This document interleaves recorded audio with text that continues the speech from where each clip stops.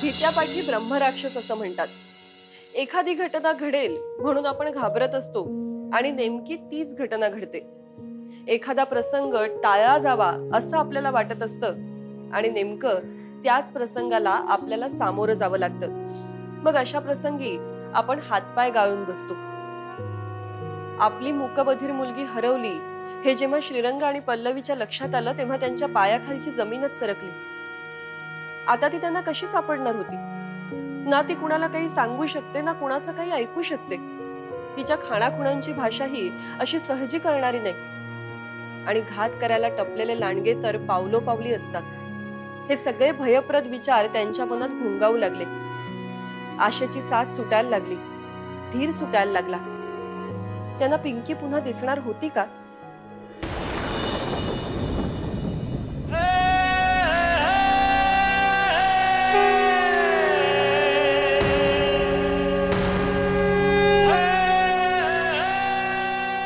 आई मुंबादेवी, तू सगळ्या जगाची स्वामिनी,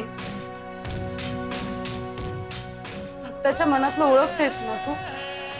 तुझ्या आशीर्वादाने सगळ्यांचे आयुष्य मार्गी लागतात।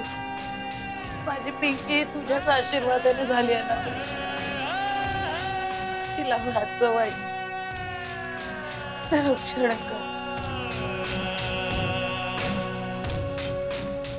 काना नारळानं ओटी भरेल मी तुझी।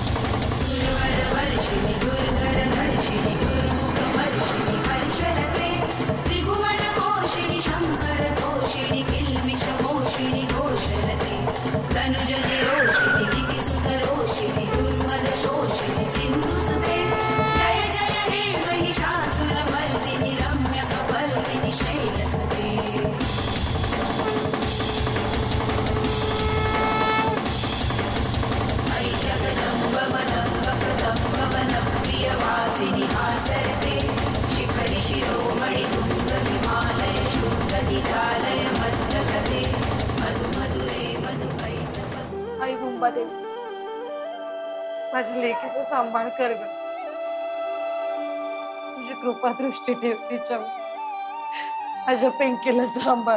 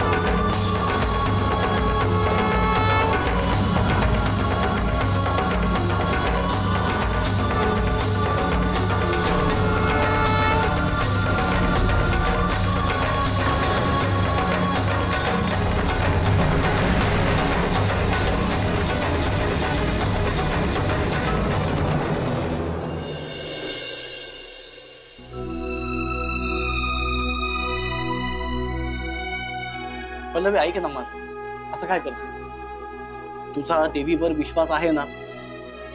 आहे ना विश्वास तिच्यावर? ती घेईल पिंकीची काळजी। जाऊया आपण घरी. नाही, मी घरी नाही येणार.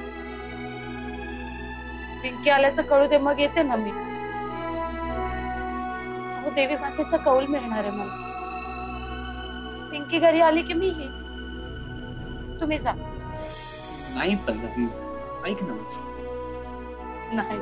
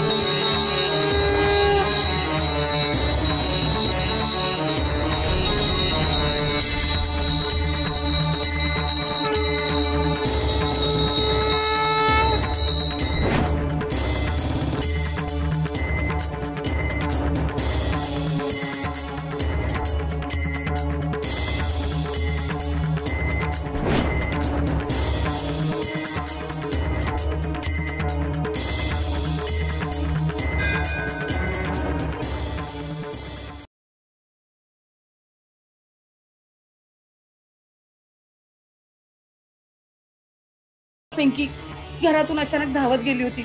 तिला तो कॅन्डी फ्लॉस वाला दिसला आणि ती घरातनं पळाली. तशीच ती बागेतनं पळाली असणार. आई नाही का म्हणाले अचानक दिसेल अशी झाली. Candy floss.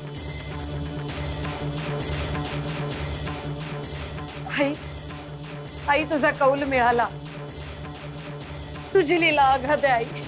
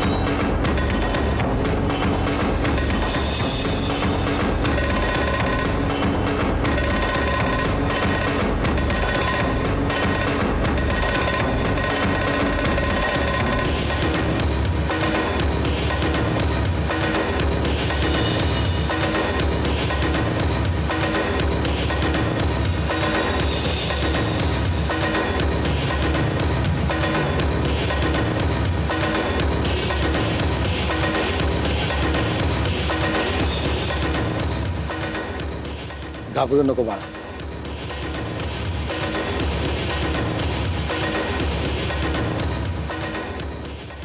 Hello mister Inamdar. Pinky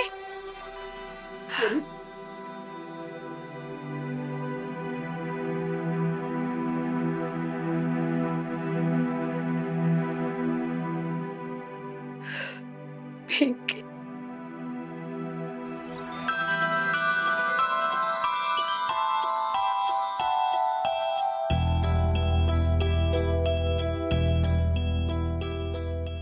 कशी आहेस तू?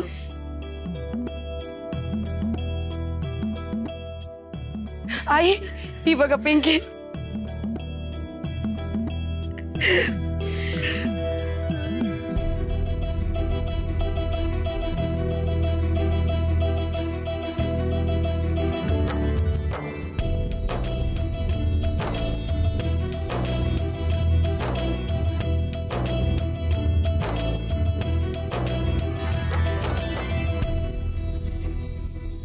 आई मुंबादेवी पावलीस ग तू.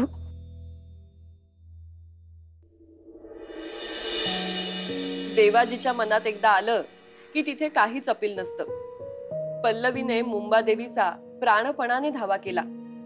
एका आईचा धावा दुसऱ्या आईनं ऐकला आणि मुंबादेवीनं तिच्या डोळ्यासमोर असं काही घडवलं की ज्यातून तिला हिंट मिळाली आणि दुसरीकडे तिने पिंकीलाही आपल्या सुरक्षा कवचात ठेवलं. प्रत्येक समर प्रसंगात तिचा बचाव केला.